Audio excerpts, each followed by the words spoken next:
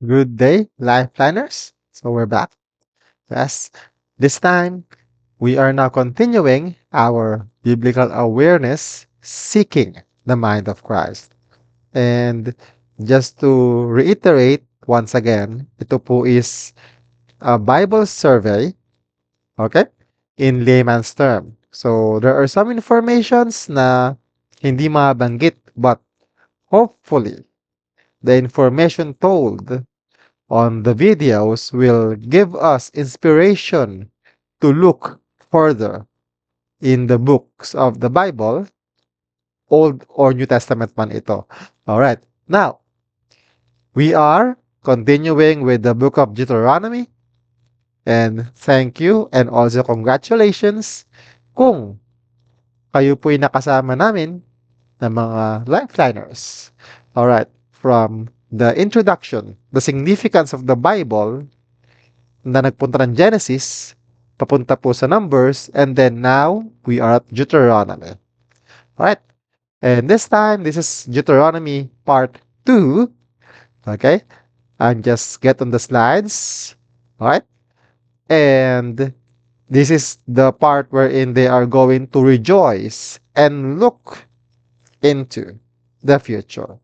Okay. No worries kasi whatever is the recap do sa first part, which is reflect, look into the past, or look in the past, will be reviewed bago tayo magpunta sa mismong part na to. Alright? And as promised, yung Christological value, yung Christology ng Book of Deuteronomy ay dito ko po babanggitin. Okay? Kasi po ay tayo ay nasa near end or end ng Book of Deuteronomy. Now, let's continue. And it is my prayer, of course, as you will recall all the other videos, it's my prayer always that I will be hidden behind the cross of Christ. That all glory will be His and no glory to me. All right? And as per this lesson, may we reflect and proclaim God's faithfulness. All right? Pinpoint the precepts or sa ibang English, law or command that God has for the future. Very bright future. And may we practice thanking God and thanking the Lord and obeying Him in advance. Bakit? Kasi we have the faith in Him. So, those are our objectives, and join me in our key verse for the day. Deuteronomy chapter 31, verse 20. Hindi po ako sure kung anong version ng Bible ang inyong ginagamit, digital, printed, audio, but here's the thing. Join me in this verse and then we will continue throughout. So, for when I shall have brought them into the land which I swear unto their fathers, that floweth with milk and honey, and they shall have eaten and filled themselves, and waxen fat, then will they turn unto other gods and serve them and provoke me and break my covenant. Ouch. But still, it's the key verse for the day. It talks about the future, and let's praise the Lord for the reading of this word. So, quick review lang, as promised. Do sa previous slide, reflecting on the past, of course, meron mo ng intro.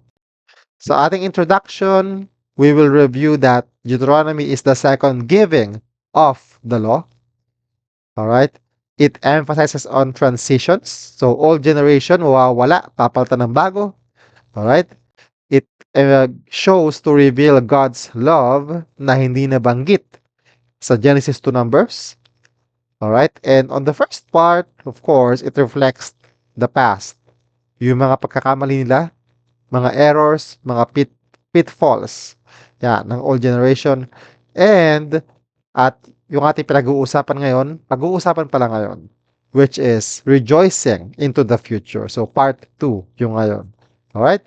So, Yung first part is like this. So, Shema, the preamble of the Jewish law. To love the Lord your God with all your heart, mind, soul, and strength. All right. And it will be followed by the rehearsing of the journey. So, yung kwento ni Moses, kung ano ba nangyari sa old generation, bakit ba sila hindi pwedeng gayahin? Alright? And of course, the restating of the covenant, the Sinaitic covenant. So, yung sa pong utos, babanggitin ulit, they will dig into it again. Of course, again, ay kina Joshua at Caleb po to. That's a new generation, it's a new reading for them. So, yes, Deuteronomy 5 hanggang chapter 11. So, the Shema, yes, God's love, yeah, quoted by Jesus in Matthew, Mark, and Luke. Okay, and it is the greatest commandment. Rehearsing of the journey reminds them of the failures in the wilderness. However, katulad nga ng konsepto ng mga Griego, okay, may Pandora's box. Okay, possible na maraming masama, but there is something that is there, hope. Because in the book of Numbers, we will see the promise of blessing for the faithful. Sino po to? Joshua and Caleb. Right? And then, of course, there is stating of the Sinaitic covenant. Yung purpose ng book of Deuteronomy ay nabanggit dito, taking of Israel out of Egypt and bringing them in to the promised land. That's why, after Joshua, ang problema na is not Egypt, but the practices of the land in Canaan. So, yan po yung yung part 1 ng ating Deuteronomy. Yes, I hope nakatulong po yung review. Alright? This time, let's enter.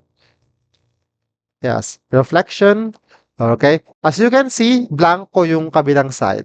Lest you forget. Kasi that will be seen as we end this part of Deuteronomy. Okay? Yung reflection sa kabila, watch yourself is the reflection do sa video last time. Which is, reflect, look into the past. Alright? So, sabi nga dyan, watch your heart, soul, mind, and strength. Kasi dapat yung lahat ng yan magre-reflect ng pag-ibig sa Diyos. Alright? Okay. So, without further ado, let's go ahead and rejoice to look into the future. Alright. Okay. Parts po niya is this. So, the law will be interpreted. Okay? Interpret, papaliwanag na pagdating ninyo sa lupang pangako, ganito gawin nyo. Alright. Ito yung batas na kailangan nyo sundin. Hindi yung batas nila, kundi itong batas na ito na aking babanggitin sa inyo. Ito yung sinasabi ni Moses. Alright. And then, sanctions, syempre, pagka may talagang pasaway, may pagpalo si Lord. Sanctions. Blessing sa mga susunod.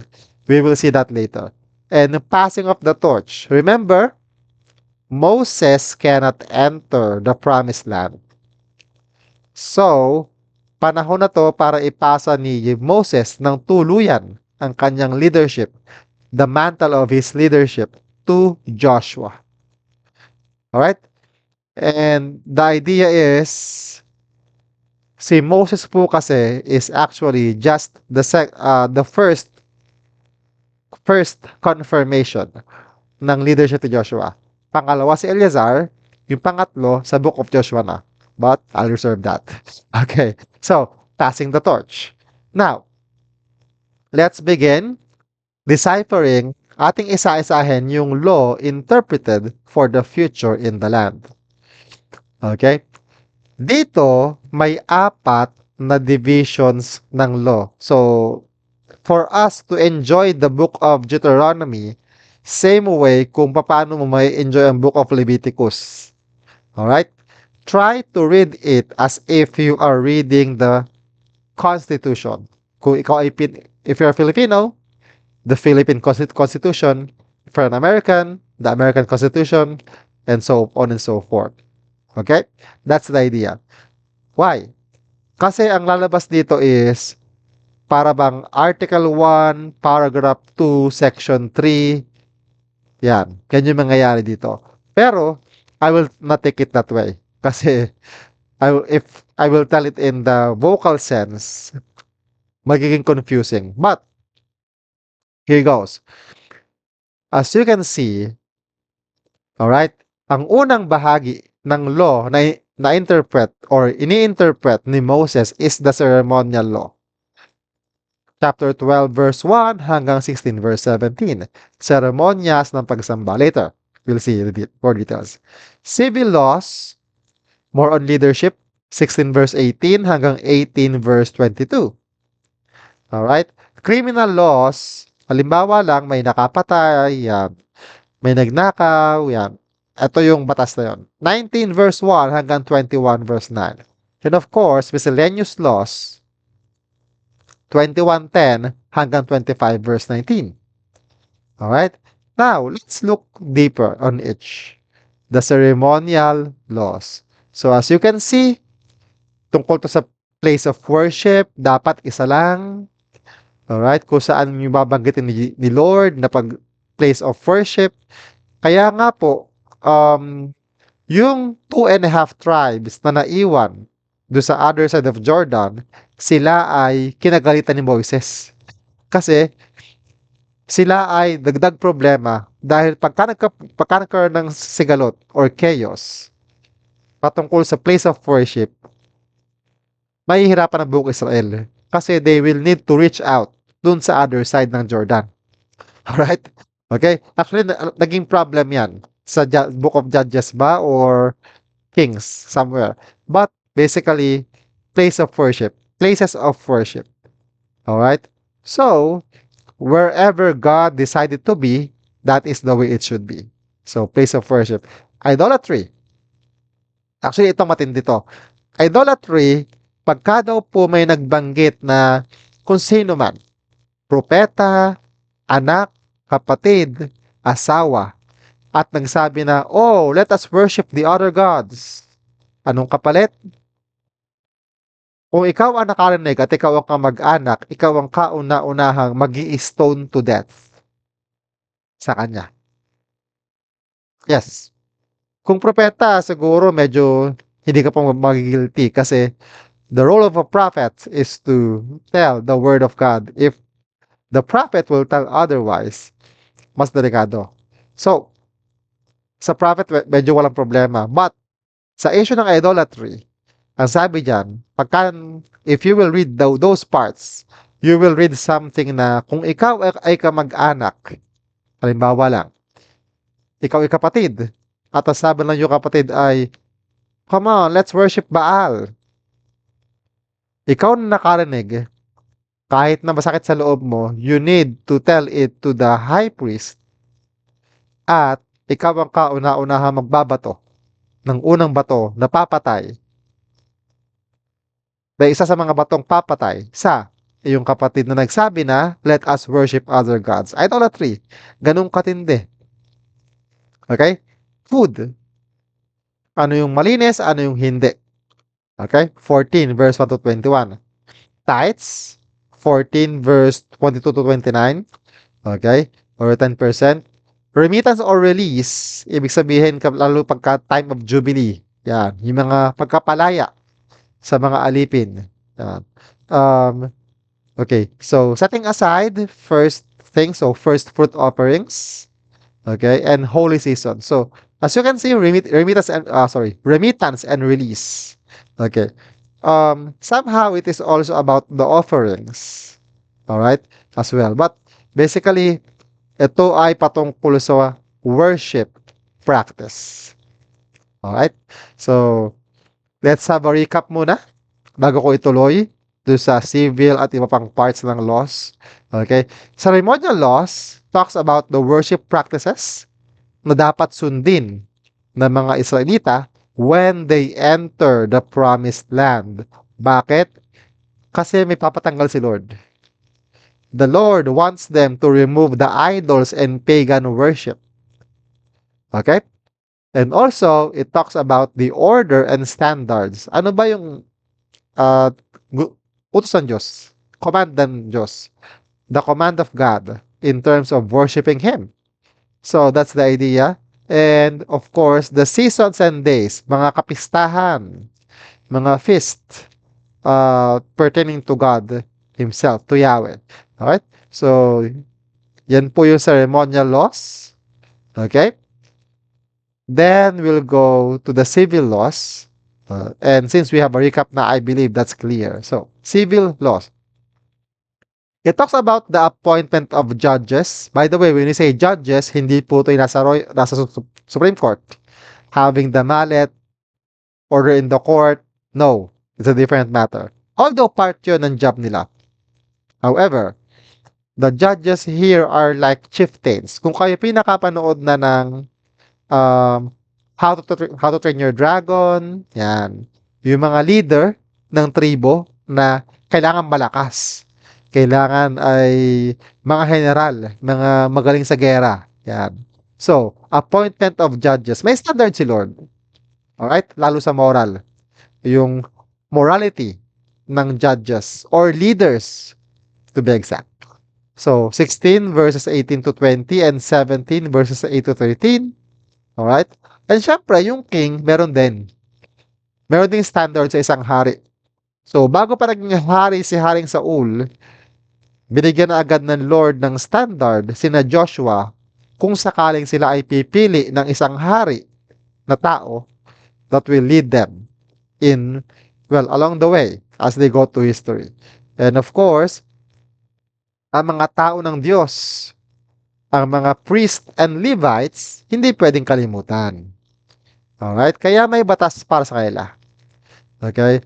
So basically, what you can see here is yung temple workers and then leaders of the nation. Yan, may standard si Lord. Standard si Lord. And basically also the prophets. Yeah. So may batas para sa mga propeta. Mga batas na pang-proteksyon sa mga propeta at the same time, batas para sundin ng mga propeta. Okay. And yes, you can see the reference. You can check over. So, yes, let's have it down. Recap. It talks about the standards for aspiring leaders. All right? Aspiring leaders. Okay? And also, it talks about the right treatment. Paano ba tratuhin? Paano ba dapat i-treat? Paano ba i-approach? Paano ba kausapin? Paano ba bigyan ng kahit na ano ang isang man of God or people of God like Levites and priests? And it talks about the value of discerning God's servant. So, kailangan daw ay may kaparaanan para malaman kung ang mensahero ba ay galing sa Diyos o hindi. Okay? So, basically, that's the idea of the civil laws.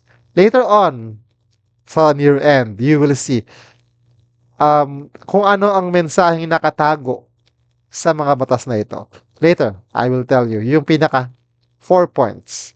Okay? So, let's go ahead. Criminal laws.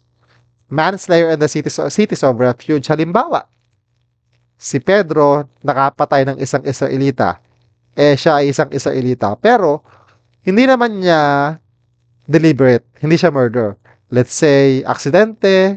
Yan. Kailangan niya magtago sa cities of refuge. Bakit?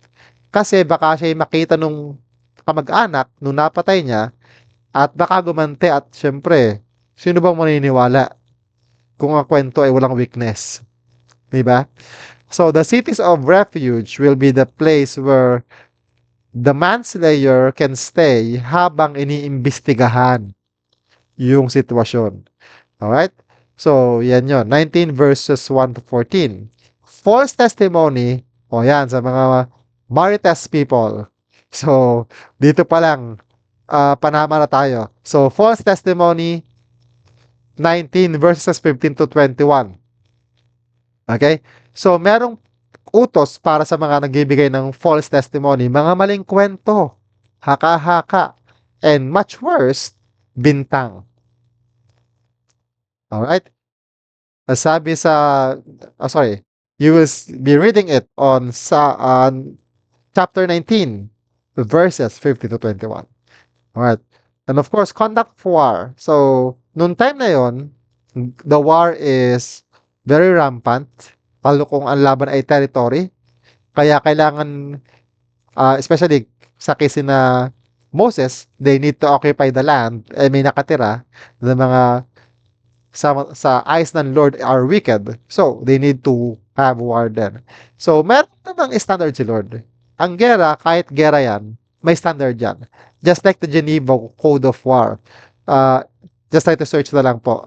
The Geneva Code of War, pagka yan po ay may mga lines po diyan na halimbawa yung kalaban nakuha mo, naging prisoner of war, kahit siya ay sa kaaway, hindi mo siya pwedeng basta-basta saktan, i-torture, etc.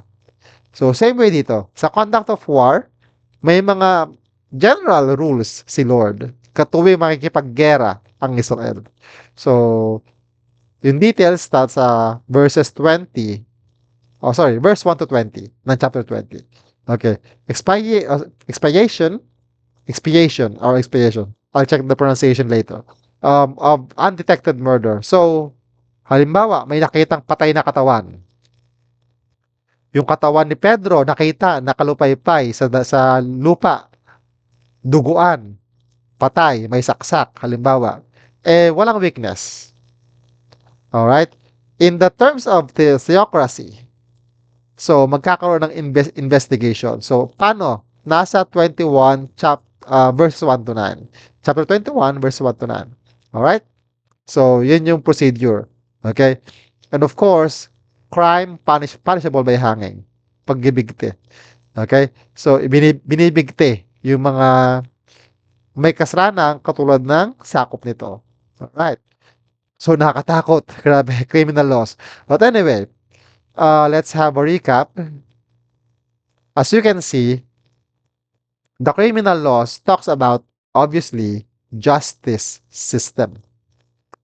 Alright? So, meaning, ang Diyos may pakialam sa hustisya. Alright? It talks about the right way of investigation. So, hindi bara-barang investigation para ang maparusahan, yung totoong may kasalanan. Hindi yung kung sino-sino lang. And it talks about the value of being humane. So, as you can see, kahit gera, kailangan makatao ka pa rin. So, yan po yan sa criminal laws. Yan. So, going back. And lastly, miscellaneous laws. Oh, ito marami. Okay. So, simulan ko na kasi marami to. As you can see, miscellaneous laws, ito yung tungkol sa family, property, at etc. So, for example, dito, marriage to the female captive, right to primogeniture. So, primogeniture. So, yes, yun ang term sa ating book reference. But anyway, we'll check the pronunciation. But yan yung word niya. Primogeniture. Yes. Okay. Kapag ang anak ay pasaway, disobedient son, may utos si Lord sa isang anak na pasaway. So, yung ayaw sumunod sa magulang. So, basically, if you will read that, the punishment can range to a simple chastisement or discipline, but if worst comes to worst, is stoned to death. Nino? Sino magsisimula? Magulang mismo. Alright? So, kindness to animals, kung kayo po ay pet lover, yes, si Lord, pet lover din. So, kailangan mo maging mabait sa mga hayop. Ito yung part na halimbawa, yung baka ng yung kapitbahay na wala, eh nakita mo, so you have to return the cow ng buo ha, hindi yung ginawa mo ng karning corned beef. No, buo dapat yun. Okay? So, kindness to animals or all other ways. Okay? Prohibition of mix or various mixtures, medyo minor na yan. Sa atin ngayon sa modern, twisted cords, punishment of unchastity. So, sige. Una yan. Pangalawa, so, exclusion from the congregation. So, may mga bagay na pagka nagawa mo, ikaw ay tatanggalin sa Israel. So, excommunicado, sabi nga nila. So, sa atin, sa Pilipinas. But, yeah, nasa 23, verse 1 to 9. Okay? So, ritual of cleanness in the camp. Runaway slaves. Halimbawa, ikaw ay alipin. Tumakas ka sa iyong amo. Ano namang rules dyan? Okay? Temple prostitutes. Dahil si Lord is holy, hindi pwede may prosti sa temple. So, kung sakali lang naman na sila ay ma-entice na magkaroon ng prostitute sa temple, like the Greeks are doing with the temple of Venus. Alright? May batas si Lord dyan. May rule si Lord dyan. O yan, ito. Exaction of interest sa mga nagkapautang. 5-6, actually. Yan ang katumbas ngayon. 23 verse 20 to 21. Alright? So, vows. Sumpa. Pangako. Okay? And then, the use of neighbor's fruit and corn. So, spare me a few more. Okay? Hold on. Okay. Remarriage after divorce, 24 verses 1 to 4. So, meaning, may pakialaman Diyos dahil nga ang kasal is sacred. Alright? So, may kautusan sa divorce. Actually, may divorce na noon. However, the command is tuloy pa rin yung till death do us part. Meaning, kung buhay pa yung kapartner mo na pinakasalan mo, wala kang karapatang mag-asawa ng iba. Kasi that will be adultery.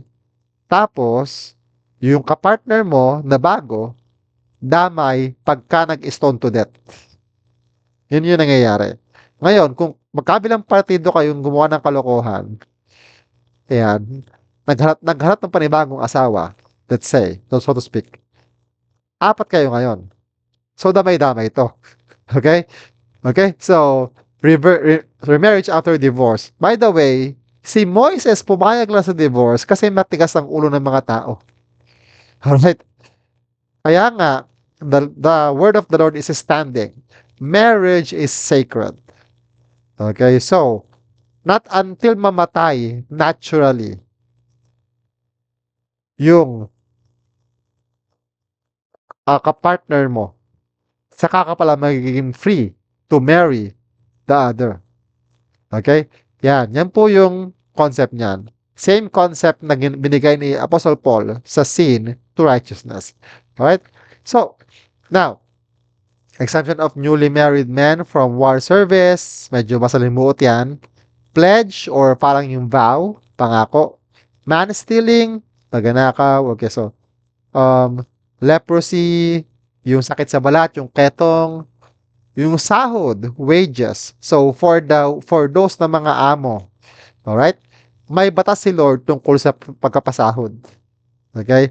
So meaning kung ikaw ay isang among Israelita, you need to follow God's standard in giving your wage. Alright? And of course, parents and children. Alright?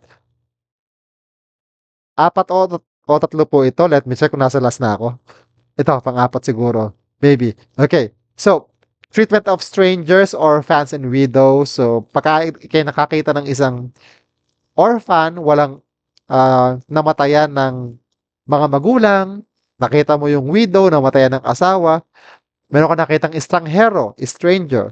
So, may tamang treatment, humane treatment para sa mga taong yan. And there's a commandment for that.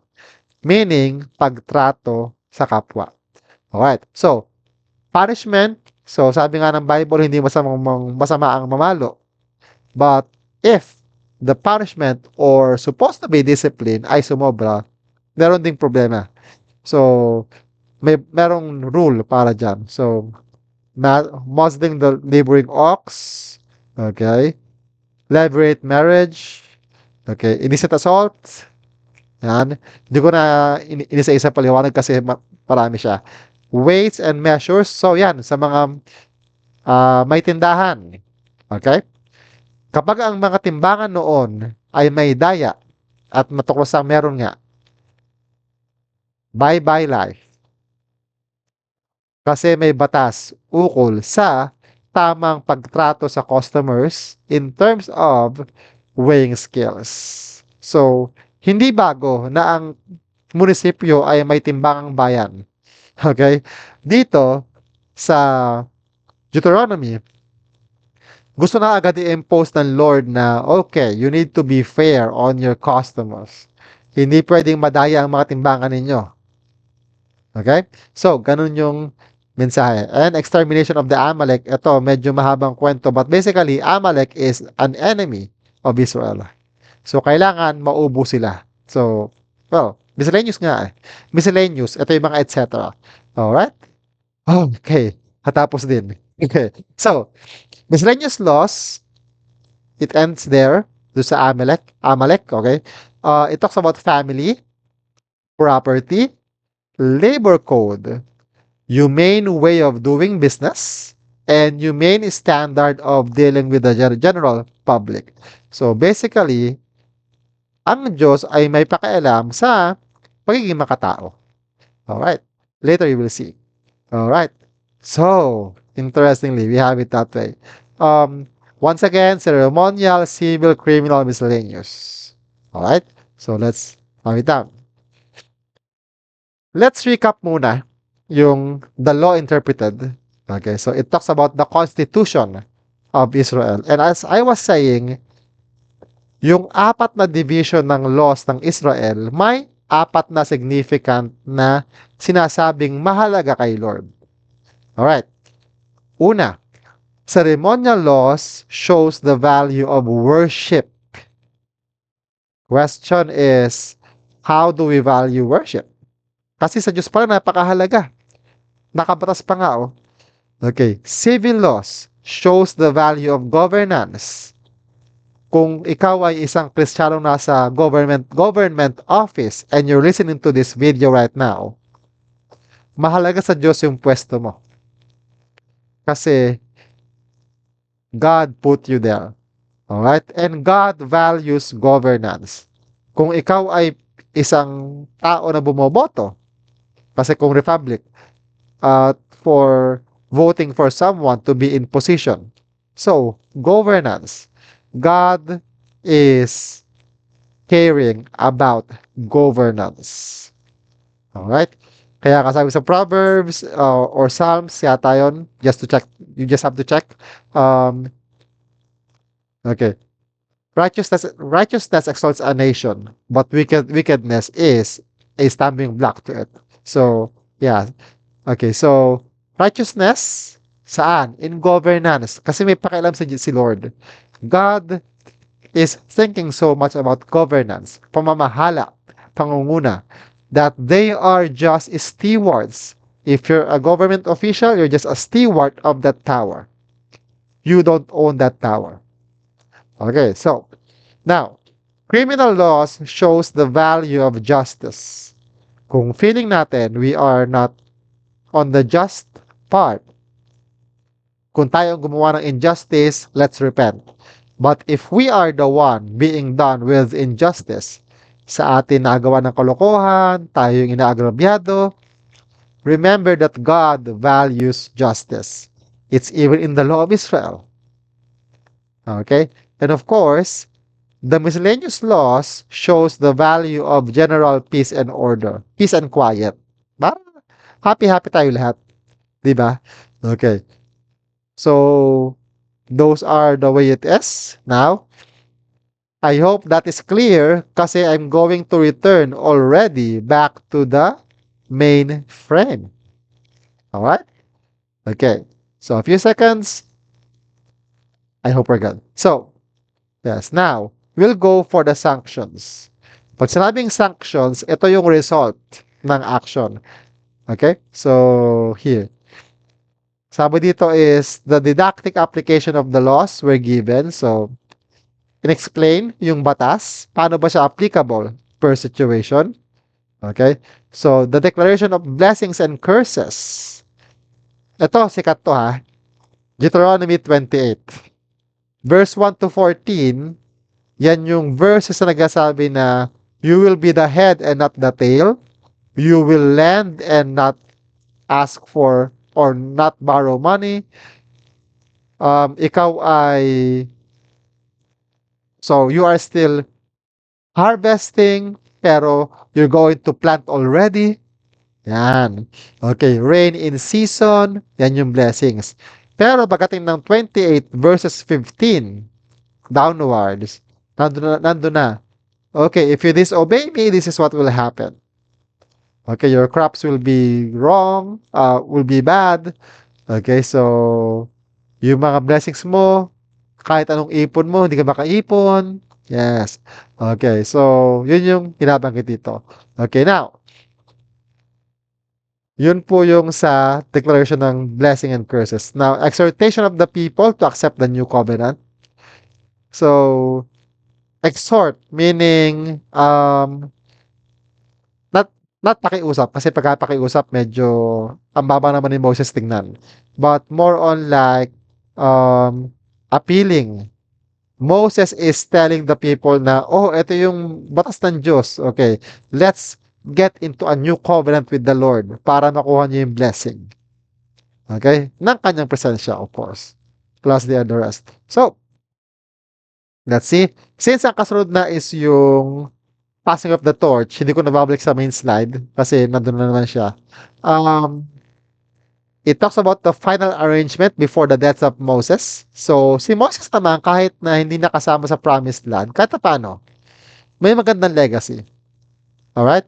Kaya sa Deuteronomy 31, okay, so, ang buong Israel nag-arrange ng kaparaanan. Siyempre, ito ay God-driven kasi kailangan kasi ay may guidance sa mga Levites. Okay, so sa procedure. Now, basically, everything is to be set. Ultimo yung habilin ni Moises bago siya kunin ni Lord sa chapter 34. Okay? Yung mga utos siya kay Joshua, kailangan na ayos yun. Yung paghahati-hati ng lupa, kailangan malinaw, etc. Alright? And then, sa Deuteronomy 31 to 32, okay? The Song of Moses, okay, lalabas to. Uh, there will be a, parang psalm, yan, awitin, parang psalm to, na this will give, well, let's say, honor to God, of course, at the same time, respect kay Moses bilang dakilang leader. Okay, and then, of course, Moses will bless Israel in Deuteronomy 33. All right. Okay, and of course, sa 34, the death of Moses and his eulogy. Interestingly, si Moses lang po ang nasa Bible na ang Diyos ang naglibing. Okay, wala nakakaalam. The only thing that we know is that it's on around Mount Horeb, but ang tanong, saan sa Mount Horeb? Okay, medyo wala pa nakaka-pinpoint kung saan ba inilibing si Moises because it is God who buried Moses. Kasi actually, ang katawan ni Moses ay pinag-aagawan ng mga anghel. Anghel ng Diyos at anghel na kasama ni Lucifer. So, yan. So, death of Moses at syempre yung eulogy. Pag sinabing eulogy, yan yung mga eksenang ang atin pong kapatid na si Moises ay napakabait, approachable na leader, yan. Diyan lalabas lahat yon. So, yung mga good side mo, biglang lalabas na. Si Pedro, bago yan namatay. Yan. So, ganon. Eulogy. So, giving blessing to Moses. Alright? So, let's see. Hold on. Yes. Of course, let's have a recap ng section na to. Okay. On the interpretation of the law, it shows the people what matters to God. Remember? Worship, governance, justice, peace, and order. Okay? Apat na bagay na napakahalaga sa Diyos. Okay? Later, if you want explanation, I will explain better. Yet. Kasi sa near end, mauulit yan. Okay, so, sanctification tells us that blessing brings obedience, brought in by obedience, and curses are brought in by disobedience. And by the way, we're talking about the practices. All right? Now, passing of the torch, yan, about the Israelites, value of Moses, kung paano nila ginagalang si Moses. Okay? And the outpour of leadership from Moses to Joshua. Okay? So, yeah, so let's have it in. Okay. I hope naging clear sa atin yung naging flow natin na points, then recap, and yes, we're done with the second part. Now, it's time to unveil the Christology of Deuteronomy. So, here, in Deuteronomy, Moses as a prophet is the same as the mention of Jesus Christ as a prophet. So, nandyan yung verses. Alright? Moses as priest, nabanggit sa Exodus. So, supposed to be sa, yes, Exodus 32. Okay? And then, mababanggit ulit na si Kristo as high priest, as the high priest in Hebrews 4:14 to 16. And Moses as a king or ruler in Deuteronomy 33, which is going to be the same as 1 Timothy 6 verse 15. Alright? So, yan po yung ating Christ in Deuteronomy. Alright? And maybe see it from there. So, yes. Now, we'll be heading for reflection. As I was saying earlier, di ba, um, ang main theme ng Deuteronomy is nasa Deuteronomy 4 verse 9 in terms of the individual people of Israel. So take heed to thyself and to keep thy soul diligently, lest you forget. Remember yung first part, nandun tayo sa take heed to yourself, meaning watch yourself. This time, the second part, dun tayo sa lest you forget. Anong meron? Tandaan nyo kanina, kulang to. Kulang to lest you forget. This time, may laman na. Okay? Bakit? Okay? So, sa first part, we need to watch our heart, soul, mind, and strength. Okay? Now, this time, para hindi tayo makalimot kay Lord, we should remember the four things that God is taking into importance. Alright? Remember that worship matters to God. Okay? Based on sa ceremonial laws. Number two, governance matters to God based on the civil laws that were stated. Now, if you are a government official slash Christian, remember, you are there for a reason. You need to reflect the governance that matters to God. All right? Okay. Number three, justice matters to God. So, kung tayo ang biktima ng injustice, I have a good news for you. God is looking at justice and God will repay. Now, if you're the one doing the injustice, aba, matakot ka. Because if God will repay at pinagpasa Diyos ng taong inaagrabyado mo ang sitwasyon, wala kang laban. Alright? God is going to go against you because that is justice. Sa Indian, karma daw. Pero sa ating mga Kristiyano, walang ganon. Sa ating mga Kristiyano, what you sow is what you reap. If you sow injustice to another person, you will reap injustice in return. Alright? Especially pagka ang mga taong ito ay dumaing sa Diyos out of injustice. So, balak sa buhay mo. Okay. Okay, it's up to you. But remember, justice matters to God. Kaya nga tayo may criminal law. Okay? And of course, peace and order matters to God. That's why we have the miscellaneous laws. Yung mga etc. Hindi ko alam paano nyo sukatin yung mga etc. na yan. But that's the thing. Now, let's go ahead and bring it down. Sabi nga ulit once more sa ating key verse kanina. Deuteronomy 31 verse 20.